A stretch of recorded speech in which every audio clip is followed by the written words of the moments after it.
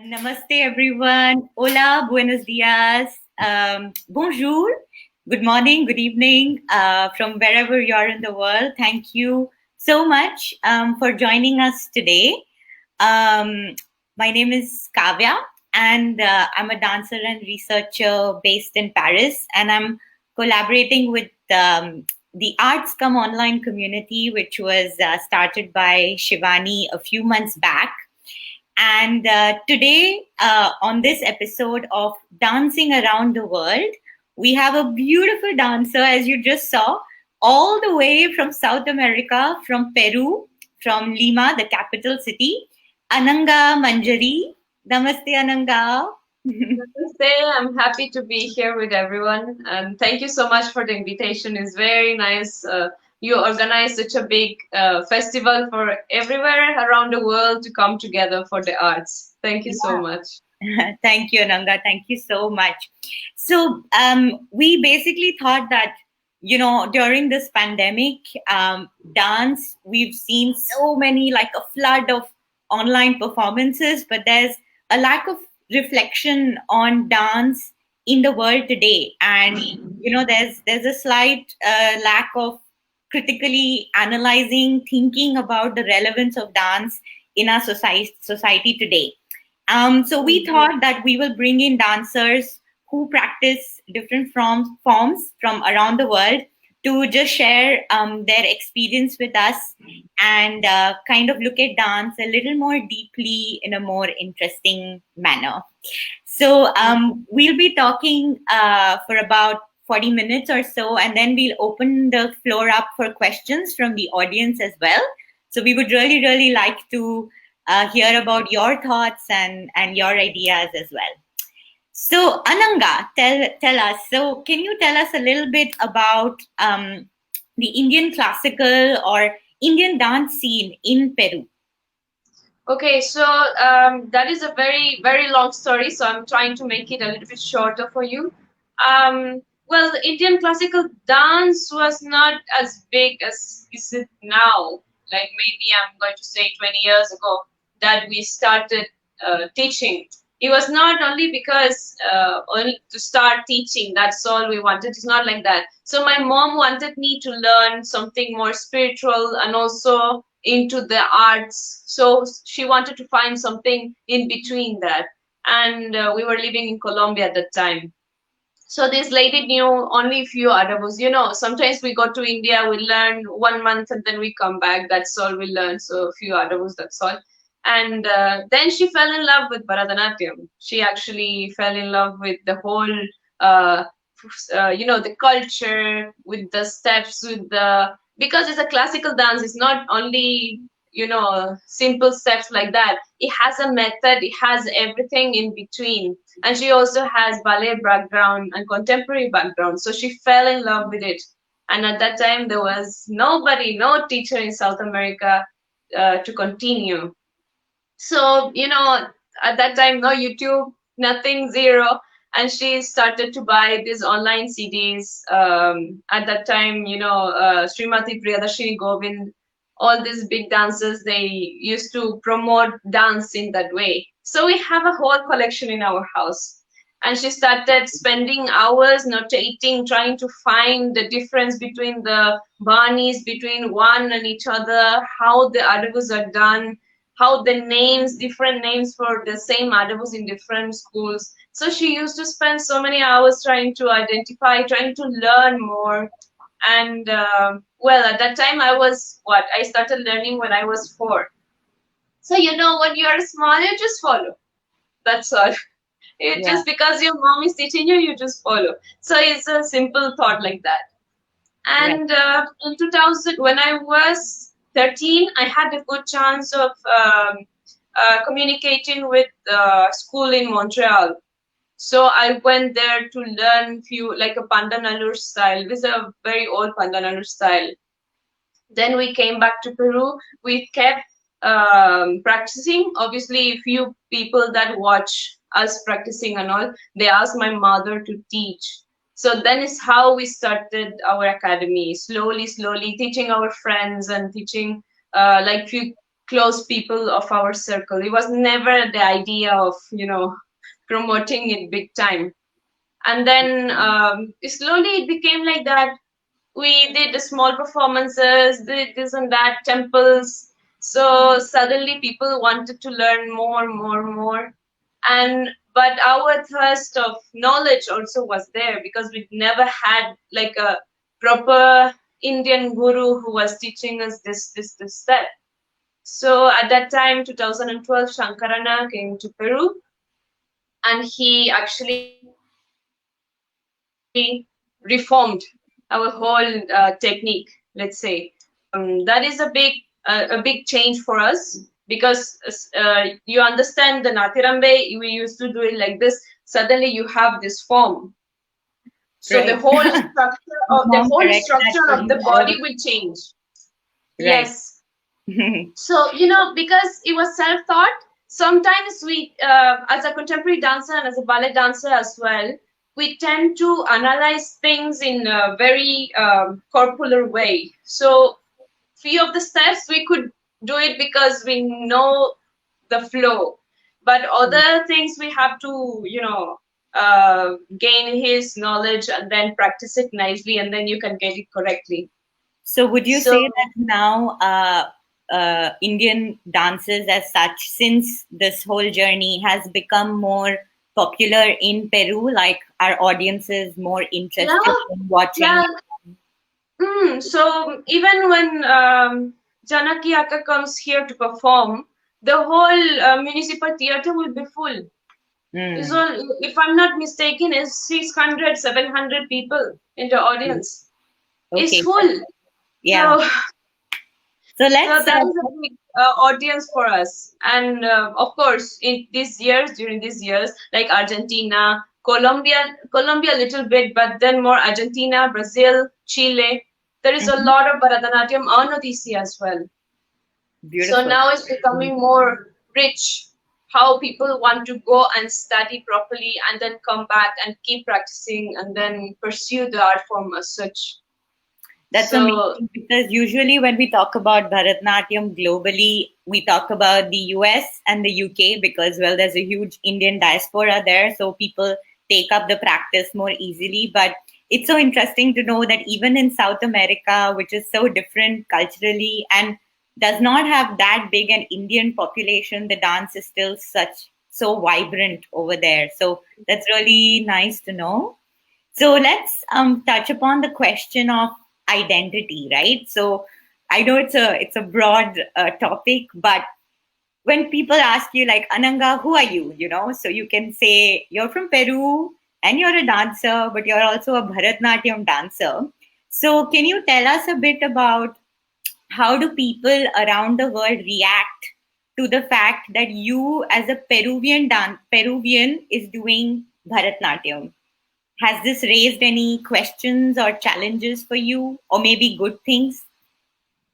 Okay, so before I forget about the challenges, yeah, of course, there is a language challenge. There will always be, for South Americans, there will always be this language challenge, as of course, you need to know the meaning of the words to express correctly. So it's a little bit more of an effort, because you have to go through the lyrics, then you have to translate it word by word, and sometimes that word has different ways of, interpretation. So that's Can when you give us an example? uh, Can you give us an example? like example, even cow heart, when you say even a normal shabdam, like Yeah. ayashariya. So Yeah. how the way is taken, the way you can say so many ways of saying it. So how to tell the students so many ways of saying only one word, and the meaning also. So it's not only cowherd, actually. It has so many different shades in between. Or like love, when you say love.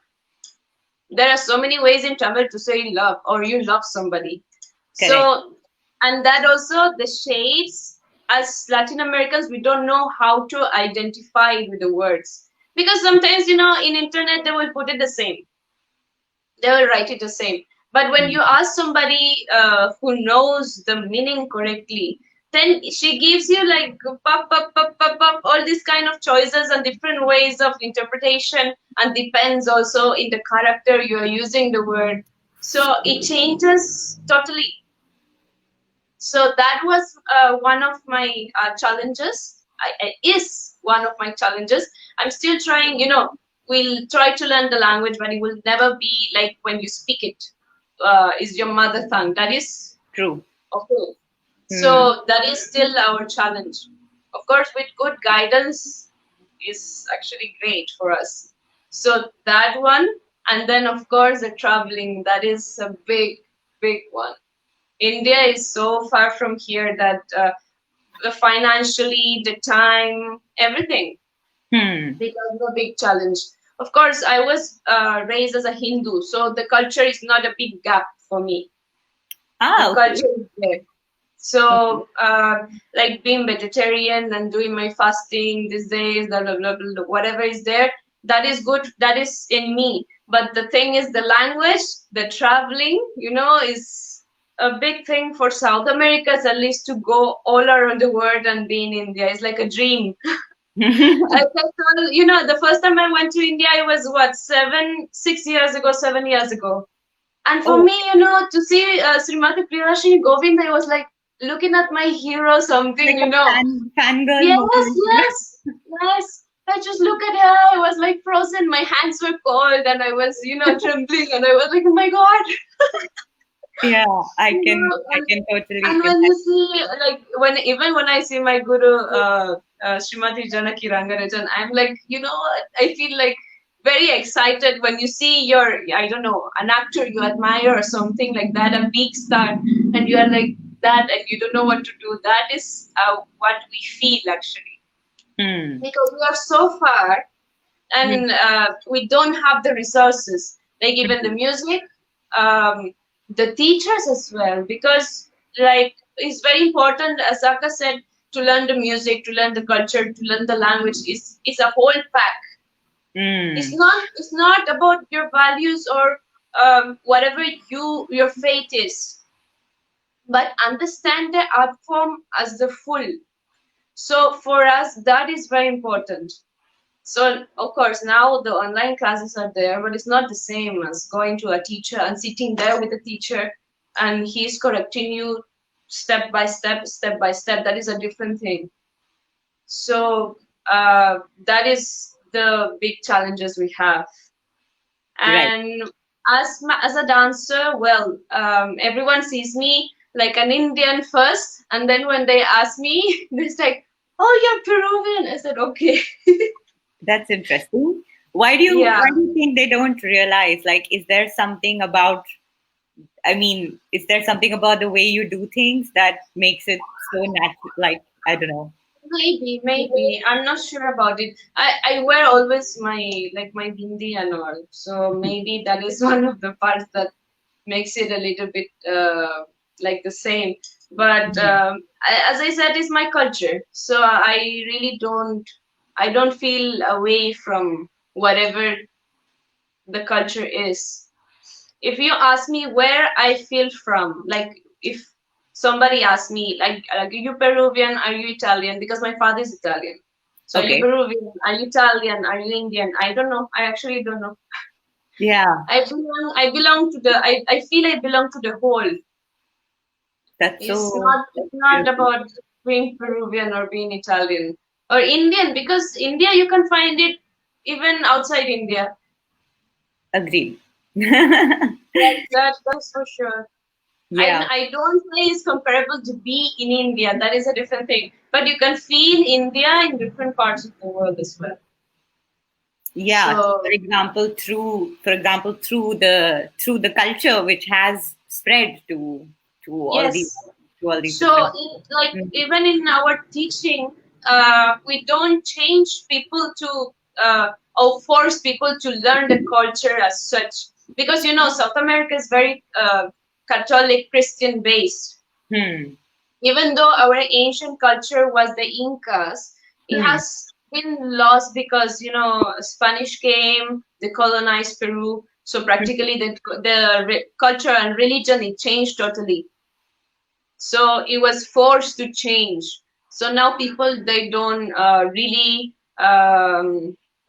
study the ancient culture of Peru, but they have an idea of what it was and what it means. Like example, like when you do the Bhumi Pranam, they Mm-hmm. understand it because we have the culture, the ancient culture of respecting the earth. So Incas used to respect the earth, they used to respect the sun, worship the sun, the mountains. So everything was like that. Mm-hmm. And I was talking to my mom a few minutes ago, and it was like that only in all over the world. They respect the earth, they respect the mountains, they respect the sun. They believe in such entities as well. But it has changed with wars and colonizations and everything. So few countries, they still have it, few they are forgetting. But Hmm. they are the same.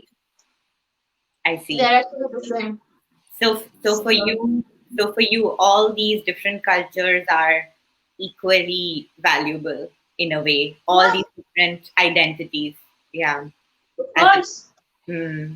And so actually that's a nice segue into my next question, because when as dancers, even I sometimes struggle because I'm from the south of India, but I grew up in Calcutta. Now I'm settled in Paris. And sometimes when people ask me, Kavya, where are you from? It's a very hard question to answer.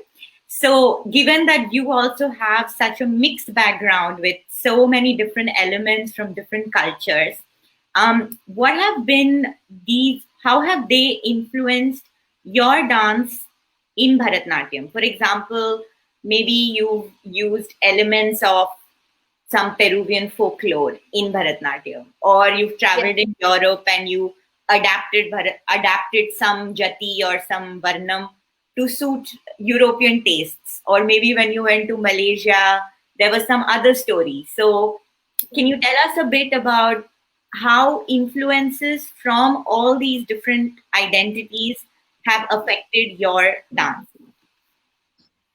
It's actually a very nice question because, see, when people here started to see Bharatanatyam as a classical dance form, so few of them they were very interested, and few of them they were a little bit scared because Hmm. they see India as a culture, as a proper, as ritualistic culture. So Right. they are a little bit afraid of that. So, Hmm. actually, my mom is the biggest chief guest in this conversation because she was the one who introduced, the Peruvian folk into our performances. Beautiful. She was Can always, we should use it because people is people's heart, so they will understand. So we use Peruvian folk with Bharatanatyam gestures you please to give an introduce example? it. I would really, really love to see, like any small, just anything. So, like, there is I won't sing it in Quechua because that is another level. So there is a saying, when the because it was a war, most of our Quechuas they were killed by wars or different kinds of conflicts. Sorry, So what it's are Quechuas? sorry. What are Quechuas? Just for people who don't know. Quechuas are the language of of our land. Okay. So we have different kinds of languages like Quechua, Aymara. So Quechua is a people who talk in Quechua. So we Okay. have a lot of poems in such like this. So it says about his son. The poet is talking about his son that he has died. Hmm. Okay, so it looks at him like a bird actually. So we actually show him like a bird, but then he's not there anymore. And then he sees in the waters, the bird also comes in the water. It appears. So he went to the sky, he disappeared, and then in the waters, he appears again. Oh, wow. So his son actually was passed away. So that is how he introduces how he died. He puts his son as a bird. So he went and disappeared, and then he appears again with the flow of the river. So we try to do this kind of mixes, like even with Peruvian rhythms. Okay, so in that sense, people like it more because they know it is their own. So they have that connection. It makes it comfortable for them. It's not something rigid that you don't understand anything. Not the music, not the culture, not the movements, nothing. So then it opens more their heart, makes them understand what is going through. Even though even our Quechua culture is a little bit forgotten, people still have it somewhere at the back. So it helps them a lot. Like even Janaki Akka was suggesting me all the time. It's like, you should do this kind of things because it will be closer to people.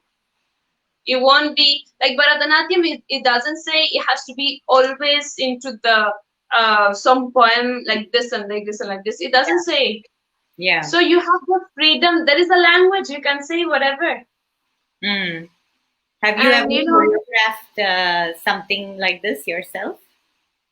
Like this, I have done it with different, like in Spanish poetry. Beautiful. But it's mainly I don't like to use fusion as such. I use songs in the language, but my Bharatanatyam hands or movements or whatever. Because that I believe, even as a contemporary dancer, I believe there is a thin line in doing fusion and then changing totally the whole movements. So that is a very thin line for me. Absolutely. Will you kill me if I ask you to show me something to Spanish poetry as well? Or well, right now I have to recall it all. Yeah, it must be so hard. Yeah. Maybe, so maybe. But then even like we have done different things like with our students, like we give them freedom, like we to do whatever they feel like, poems or music, to be creative. So we try to give them that freedom to express. Of course, the elbow has to be up, the hands have to be like this, but then they have the freedom to express. Okay. I think that is the most Can you important. tell us a little about your, like, have you performed a lot in Europe as well, and in India or in other places, and how do you adapt to those? Okay, so yeah, as I said before, we have to adapt to the country we are in.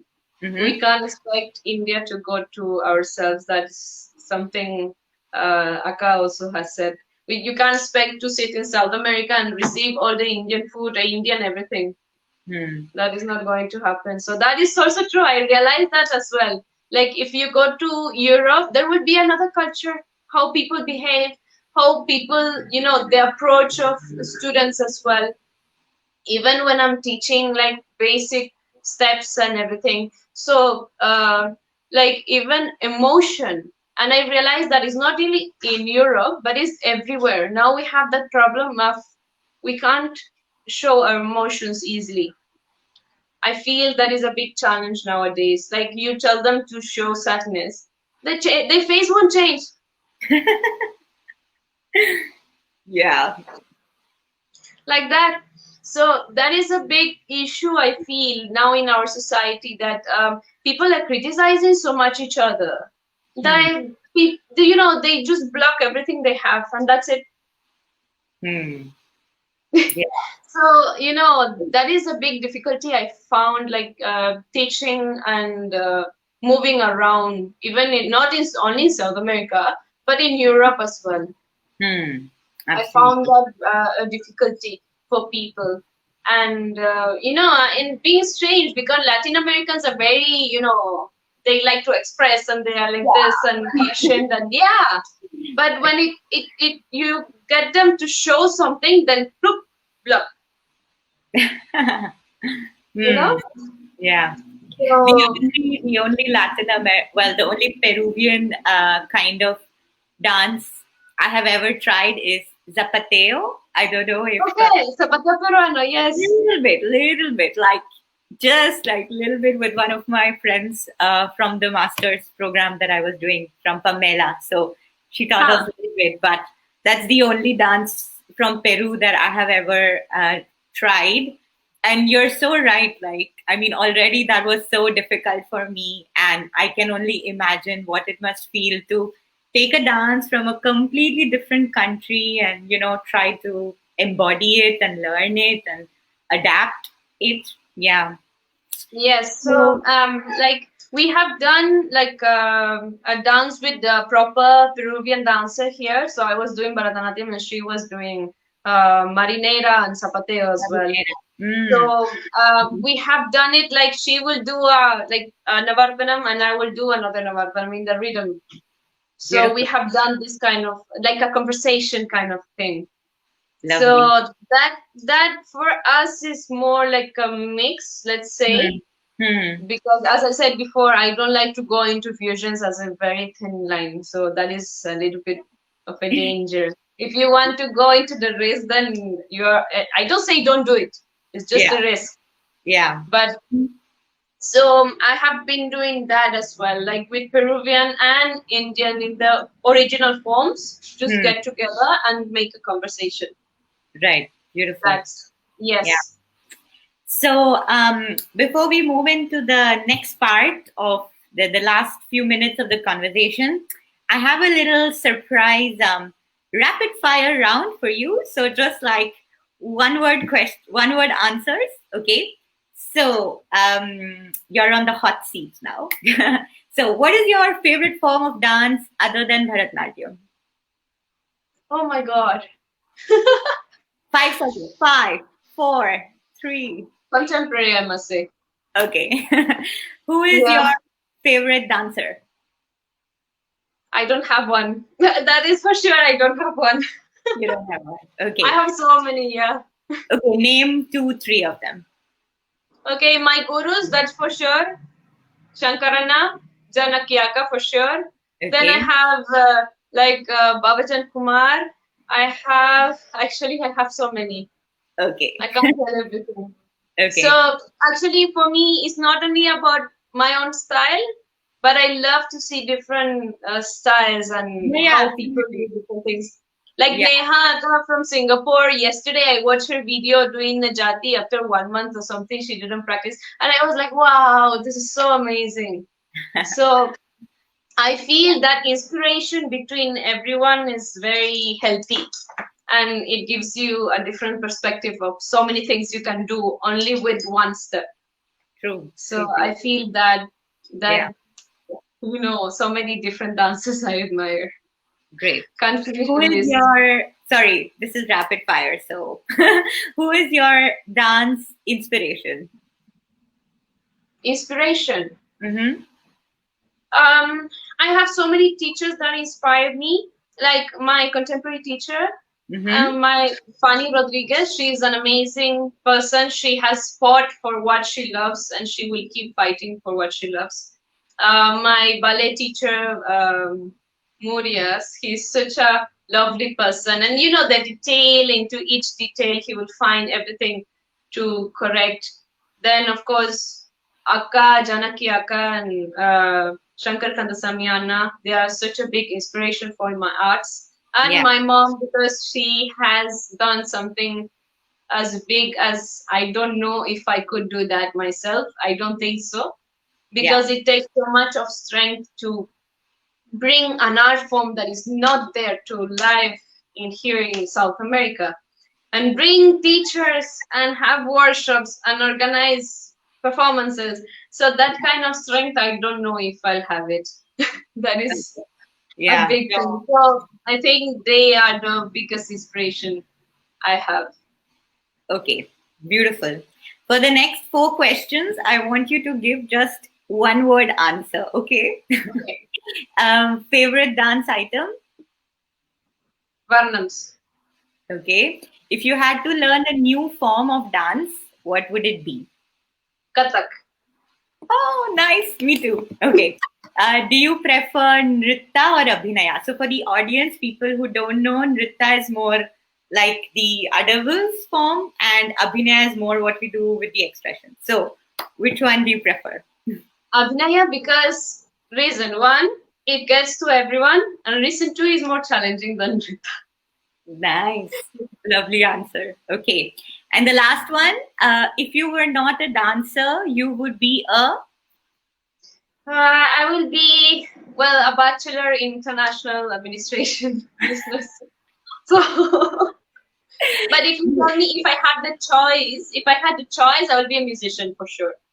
a musician. Beautiful. Yes. Okay, lovely. All right. So, before we move on to the next set of questions, since you've spoken so much about Shankar Kandasamy Anna from Malaysia, who's a phenomenal dancer and teacher himself, for the audience, we would like to take you through a little 1 minute snippet of Ananga's performance with this dancer from Malaysia. So, Shivani, who is hiding in the back, if you could please play the video for us.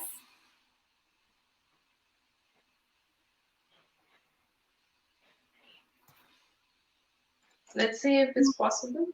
Yeah, if it's possible. If not, we will. Yeah.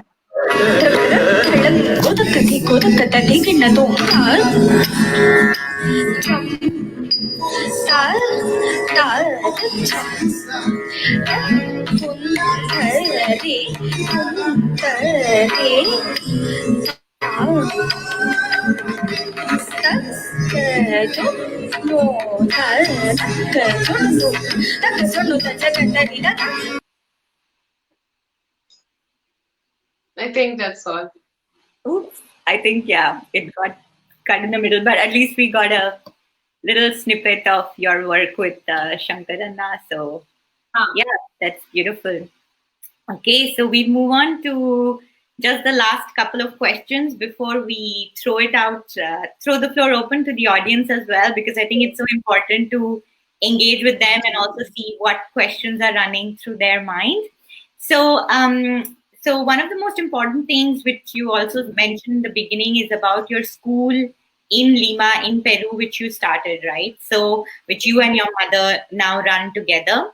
So, can you tell us a bit about how you have adapted your teaching techniques so that it is more accessible to Peruvian students? Yes. So actually, for us, it's not really good for to teach the normal Indian method. As you know, they do Tattadavu for maybe 1 month, and then Nattadavu starting then next month, and like that is very, I understand the method because I go there and I study it and I do it myself. But it is not possible for normal people to start doing that kind of practice, as it's very hard. You have to be very, your will has to be very strong, and you have to be there and practice and keep going. Some days it will be so painful you cannot even walk, so you have to do it again and do it again. So that kind of teaching, we couldn't have it here, as people, they don't have that kind of structure, let's say a learning structure is as such. So, like Tattadavu, we start slowly, like the Samapada position, that we try to, obviously my ballet and contemporary background also has taught me how to use my body in a different ways. So there is a lot of thought process in how you start. Like, some people, you tell them how to walk with the heel and then the toes. That is normal walking as well. When you walk on the street, you do that, heel, toes. But when you teach how to walk in Bharatnatyam, they start putting the toes first and the heel. Somehow, something goes in the brain. Yeah. It goes like that. So Right. there are so many things, like even in music. In India, you have the background of Carnatic music, so you understand it. Even if a person doesn't study music as such, he understands the flow and how it is done. But here they don't have that background. So what is that? Nothing. So Yeah. 1, 2, 3, 4. 1, 2, 3, 4. We start with numbers. Okay. And then Nattadavu, a, bre, sie, ra, a, bre, sie, ra, abre, cierra. So the words means a lot for them. So we Lovely. don't What does go that mean? directly to the syllabus. Cierra esta. Open and close, open, close, open, close. Yes. So Ah, it gets into their mind and is easier for them to start learning how to use it. Okay, mm, so after that, in a few, like maybe 2, 3 classes, I start abre, cierra, ta, abre, cierras. Then I try to mix little bit the words. So then it makes it easier for them as well. And of course, at the beginning, we try to teach them stretching. Like, I have the background, so ballet stretching is there, like mm, the split and how to open the hip. That is mm. such a big question nowadays with dances. Also, how low your aramandi can go and how open your knees have to be and how to do that. But for us, as so many other like dancers have been talking about it, the health of the body and how you have to prepare it for dance is very important as well. So we always tell them like you should open like this, put the weight on your hands this way, be careful with the knee, don't touch the knee, you have to push all the way to your thighs, don't touch the knee because it's important. And even the Murumandi position, we give it a lot of importance because most of them, they bounce once they go to Murumandi. Such a big problem. Then for the knee, it just goes to the another world. So Absolutely. to use the correct muscles, I think now they are giving it more importance in India. So Imbali is always there because it was there from so many years back even. So importance and how you use your muscles in your steps and how your body is reacting to it. Right. So it doesn't matter whether we have 10 students in the class, but maybe 3 they have hip problem. So we have to tell them specially what exercise to do, how to do this exercise. If they have other problem like they can't stretch it totally or they have problem putting an atyarambe, so we tell them to put the hand on the wall and then start playing with the elbow this way so they feel what it is to put it back. I So, think I need to practice that as well. you have to be creative as a teacher. You can't, I can't, at least here, I can't be like this with whatever methodology, like classical methodology was back then. Even though I think there is a lot of teachers that innovated the way they were teaching. So here we had to do this kind of different exercises to help the students understand, like even this they say is okay, good, but actually Ah, in traditional India you say like this, no. yeah, we say. Yeah, so Yeah. a different kind of things how we use Mm, the hands as mm. well. Some people we have pataka like this, some people they have the thumb, they cannot bend it. Just Okay. small things like that, because actually if you bend it, it's easier for the rest of the fingers to be straight. Correct. If they don't have it, then they have to analyze how they can feel the stretch and how they have to stretch everything. Right. So Right. yeah, so we try to innovate in a way students can learn properly. Otherwise you will have only good students, there will be 5 only. True. But True. I feel everyone can learn properly. It just Hmm. needs a little bit more creativity from your mind as a teacher. So Yeah. then they can learn it properly. Even the culture, is how can we say, Krishna is such a big topic. Krishna goes with a lot of gopis and all this. How can you tell, our God is like this? Hmm. So we have to slowly introduce the topic of the Atma and how it goes to the Paramatma and how it reaches the peace. That is the philosophy behind. So slowly, we have to give this kind of stories like the Shabdam. Shabdam starts with everything. Alaripu is okay. Still, is the dance. You can say something. It's actually for me myself. Is the opening of the whole body and the whole energy to start dancing. That is what it is for me. So that is the feeling. But then it doesn't have like a whole story or a poem. You have to describe slowly, slowly. And you know, in Christianity, I'm not a Christian, I'm not a Catholic, so I can make mistake in this point. But they don't have a relationship like a love relationship with God as such. No. So that is a very difficult. How you explain without people getting it wrong as well. So you know, it's like we start with Devi, like you know Mary. They have Mary. There's like a mother to them. So I said, okay, you have Mary, we have Devi. Same feeling, like a mom or a dasi or a das. Adasa. It's still the same feeling. Bhakti is still there. So we try to put it together so they can understand what aspects of Abhinaya they can reach. So it's not very away from them. Otherwise, it's very strange. How can you interpret it if you don't feel the connection? Otherwise, it really cannot work. So like with small children, yeah, you can say, like I heard before, you know, Shringaram, just look there, then look the side. Look there, then look the side. Okay, Shringaram. So with small kids, you can do that. But when they grow, and our students, they are not, we have kids, but we have also older people, you know, so that you can't really tell them, okay, do like this or like this. No, nothing like that. You have to try to explain slowly what it means for them to internalize it and then express it correctly. At least try to express it correctly.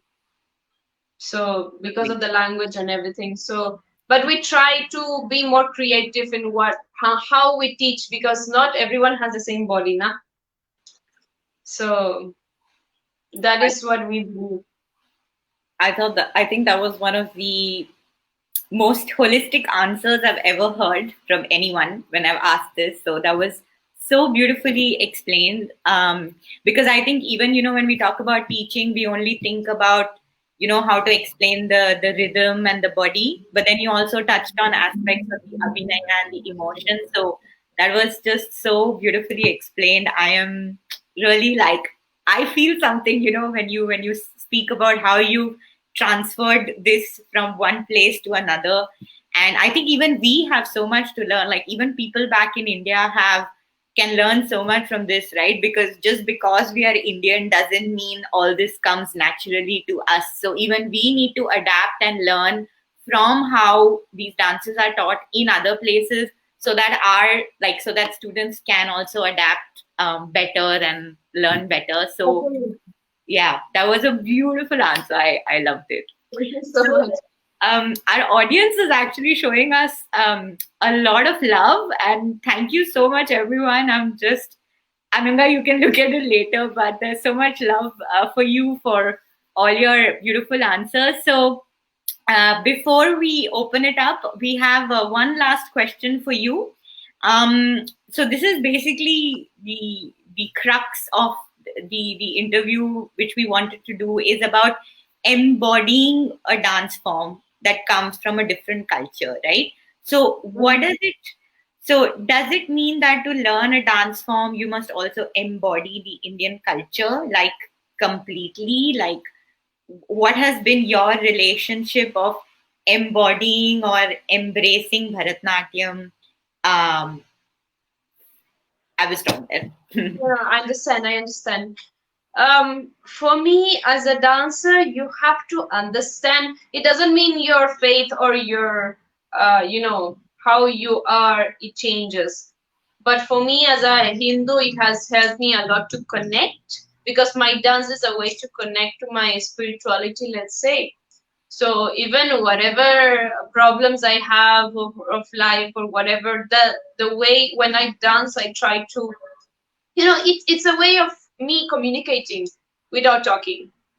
It's my way of taking everything out and try to feel an answer from outside. As I'm not the saint, so I can't see God. I can't just talk to him nicely and, you know, get an answer. So that is my way of talking to my divine.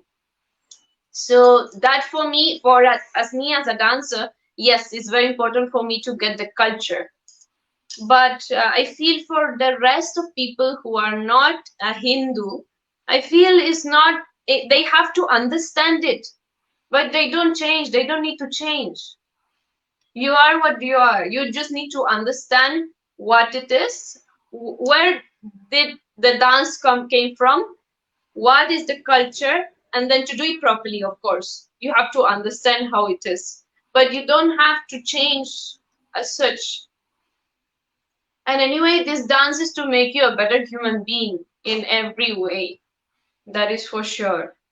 So if we do it correctly, I add myself into the group. If we do it correctly, then it changes you totally, because you need a lot of changes in yourself to go forward, like the patience, tolerance, and your friends. You have to help your friends. There is nothing to do with hypocrisy here, because if you are like that, then you won't be able to walk forward. That is for sure. So that for me is a way to be a better human being. Being a Christian, being whatever you are, is a better way. That's all. That's it for me. But of course, you need to understand the whole packet. You don't need to change, but you need to understand it. Beautiful. So Beautiful, Ananga. I'm so touched.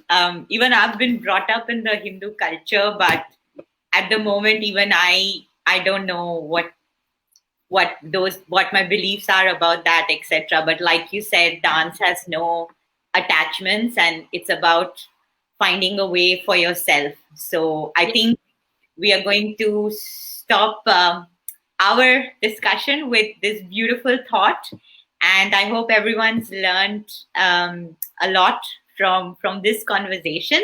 We already have audience questions flowing in, so thank you for all the enthusiasm. So I'm going to shoot some right away. Let's try to keep the answers a bit short so that we can take as many questions as possible, right? So the first one from Pratima is, what is the impact of Bharatnatyam dance in a Peruvian student's life? I believe there is a lot of internal process that you have to work on. Like I told you, the tolerance, the practice, the steadiness in what you do, because usually we are, you start with school, then we start a university, and you're used to do this kind of things. But then we start a totally new language. So then is a shock for the body, of course. So there is a lot of understanding yourself, because you can't do a step. It's like try to walk a baby, let him walk and see. So there is a lot of frustration first, there is a lot of conflicts in between, so that you have to fix yourself. And that is a big change in somebody like myself. I tried 2 years ago, I tried to learn tango. It was such a big conflict for me, such a big conflict, because one is a man closer to me, and I didn't, I'm not used to that at all. Second, the whole language is different, so there's a lot of conflicts in your mind, like I can't do this, I supposed to be able to do this, and then your frustration and so many things. So it's not only about Bharatanatyam, but a lot of art forms that we learn. Bharatanatyam, of course, as I said, is a way to make you a better human being, because that is the reason it was created in the first place. So okay. I feel that is the main. Lovely. Thank you, Pratima. Next, we have from our very own Kimberly. Can you believe it? Both of us know her. She texted me today, and well, thanks, Kim, for your lovely question. So she asks, what steps are you taking to keep your students motivated to continue their Bharatnatyam learning during this pandemic era? It's not about.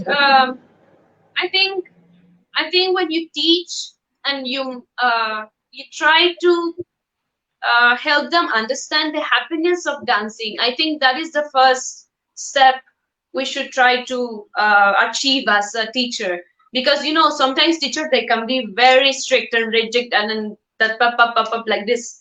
So for me, to transmit the happiness and enjoy the dance. That is for me the most important thing. Because if they do everything properly but they're struggling and they're suffering inside, then it doesn't make sense at all. So as a teacher, of course, we shouldn't forget the technique, we shouldn't forget whatever strategy has to be done, but I feel, the bliss of dancing, we should transmit it to the students. If you're happy doing something, then you will stay dancing. Nah? Have they continued to dance with you even during the pandemic, your students? Yeah, actually, now more than before, because they are able to be in the place. Of course, we have so many issues with this pandemic, like so many of them lose their jobs and everything. So we open a sponsorship program for them. As also for us, it's been quite challenging. Otherwise, we can't continue teaching for free. But we try to help them as much as we can.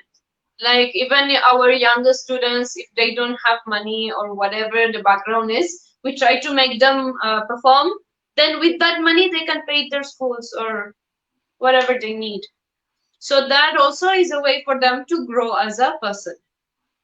So, but answering the question, I believe teachers, we are responsible of giving that seed of happiness in the dancing. I must say, Morias, my ballet teacher, he was such an inspiration for me in that sense. When I study ballet word is a very harsh word, but he was such a big teacher in that sense. The way he enjoyed the movements and everything, I was totally involved in love with the dance. That I feel teachers, we have that responsibility in that sense. Beautiful. So let's move on to the next question from Totatri Raman. So he asks, what is your way of recording and coding? Like you spoke of blended Peruvian and Indian dance. So what is your way of recording and coding it so that people can also continue to do it in the future? Well, for me, it's better to understand the poem. It's the same as when I go to Tamil language, no? Because I don't understand it completely once, and then the different shades of the words. So, like to take a music, we have to respect the music of the place. That's for sure. We have to give it the same respect as we give to Carnatic music. So the way we should look at the music, how is it done, and the poem, the words, what they really mean. It's not only, okay, this word means this. The behind those words, what does it mean? So we take the poem as such, and then I transmit it the way I dance the normal Abhinaya piece. So it's not only. Can you talk a bit about how you are safeguarding this process? Like, how can you already do it, right? So how can you make sure that maybe the future generations will also be able to do what you are doing? I think that's what he wants to know. Okay, so the thing is, like, as I said, you have to get the essence of the poem. That's for sure. Okay, so, and then for me, it's better to keep the art form pure as you can. So you have it nicely done. So there is nothing in between that is not very good, mixed. So you have the poem, and then try to keep the form as beautiful as it can be in a normal traditional item. Then actually, because of the language, then it's easier for people to understand it. So they see, like, if you show bird, they will understand the bird. There is no difference between the hands and the meaning as such. And the huge process of this is Abhinaya. Actually, if we are really good in Abhinaya, then it doesn't matter what the language is, people will understand. But when you use another poem and all, I prefer people to go to somebody that knows that language and explain it to you slowly. How is it done? Like even the Quechua poems, I don't speak Quechua. So I had to ask somebody that speaks the language, and she can give me actually the flow on how it is done. It's not simply just grabbing and understanding the way you want to understand, because that is easy. That is very easy. Right. So. Okay. So we are almost done with the time, but we're going to take one last question from our audience who's been so amazing. So Kumaran Rajangam asks, how do you keep yourself motivated while staying far away from your gurus? Oh, it's such a hard question. Actually, that is the most difficult thing for me. Yeah. And there is also, my answer will come also from my spiritual guru. He always says, like Dasaratha, he was struggling because Ram went away. And he was in so much of pain that he passed away. So, for us, it should be more the longing and that longing, it should be there. And sorry, yeah, so sorry, my one person was calling. So I feel the longing is a very important part of me, because if you have it there every day, sometimes we don't appreciate it. So it becomes like that. So, well, part of it is my longing to gain more knowledge. As if I was living in India, I will be crazy going around trying to learn everything. But when you don't have it, you try to grasp as much as you can, and it's such a treasure for you. That's why my like staying away from my gurus is for me killing. It's a big killing time because one, you as a performer as well, I dance with my mirror, I try to record myself, but then is only two eyes that are watching me, my eyes. But when you have your guru's eyes, it becomes like this. So my Absolutely. motivation is always my guru's words.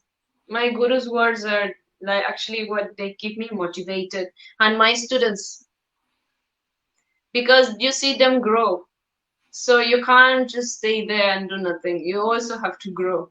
Otherwise, how can you help them? So true. You can't do anything.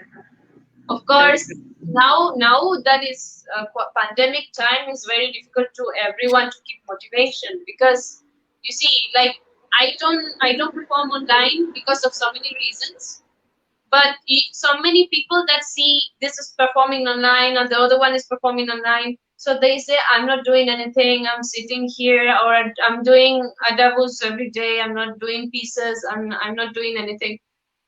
But actually, is only on the outside. Now we don't know what struggles they are going through, and I feel we should help each other to keep motivation, to keep practicing. Even normal adabus, there is so much of change. Like myself, I try this year, this whole year, I'm trying to internalize more my dance because usually we are busy performing. But when we have the time to feel what is happening, one, the whole tattoo, we have to feel the earth and feel the vibration going to your body, and then perceive how your breathing is when you have the time to do all that. So a simple tattoo can be so intricate. How you feel your energy and what it makes you feel, a simple tattoo. So true. So I feel we should encourage each other to keep moving on, even whatever lineage you are, whatever different guru you have, whatever other style, we should keep motivating each other, helping each other, building stronger communities of artists. Don't criticize badly other dancers because chuma. Do constructive comments. Do constructive comments to help them grow. No? Yeah. Help them grow, because the bigger the artist community are, then we are all safe. So true. Yeah. Wow. Yeah. So beautiful. Yeah. I mean, yeah, I think that answer had so much weight to it that I don't want to expand it further. But yeah, I know what you mean, because actually it's funny. I started practicing more with my mother, my guru, because of the pandemic, because I said, if I don't do it now, I will, now you have to take the chance. So all these 5-6 years I've been away from home and I didn't practice. But now I was like, Ma, you find time for me on Skype. We have to do it. So I completely understand I reflect, I understand, and I hear you completely. So, Chuma, yes. So, there was one more question. This is the last one, and we're going to close it after this. Do you miss performing with live orchestra in Peru? No, sadly. We had the performance, a Kuchipudi performance live, but it was sponsored by the ICCR. So if somebody there outside the government or wherever you are is hearing me out, so if we support musicians to come to Peru, it would be really great to have live music performances. That would be our biggest happiness, because it's such a challenge now to bring 5-6 musicians to have a live performance, and it's not big people who support us, so it's ourselves that bring teachers.